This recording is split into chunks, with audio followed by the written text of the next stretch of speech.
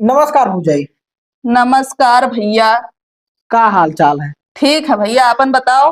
बढ़िया है मरो। आपकी प्रधानी लड़ गए हैं आप सबके आशीर्वाद से। हाँ। हाँ तो वोट हम ही कहाँ दियो भौजाई, यक्का वोट घर के बाहर ना जाए चाहिए। अरे वो तो बतिया ठीक है भैया। हाँ। लेकिन जब लड़ जाथिन और जीत जाथिन तो केहू क्यों कामे ना आई आवत। अरे भौजाई, हम तुम्हारे घर का लड़का हुए तहार देवर हुए, जहाँ काबो अनहरिया जोरे डटा रहा। चलो ठीक है भैया, हम वोट एक शर्त पे दिया।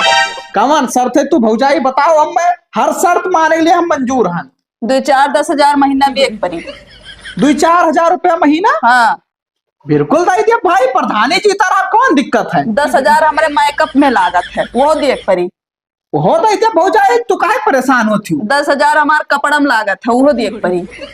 हो दाई दिया, आप काहे परेशान होती हो। और 10 हजार हम बाहर जाए थे तो खाना पीना सब खाए थे, तो वो देख पड़ी। अगर मंजूर हुए तो वोट दिया। हे भौजाई, हाँ याद है अंगूछा धई ध्यान। हाँ अब प्रधानी जाए भाड़ में, हाँ। तो हमसे शादी ब्याह कैलो, हर शौक सिंगार लायक तहार पूरा करा।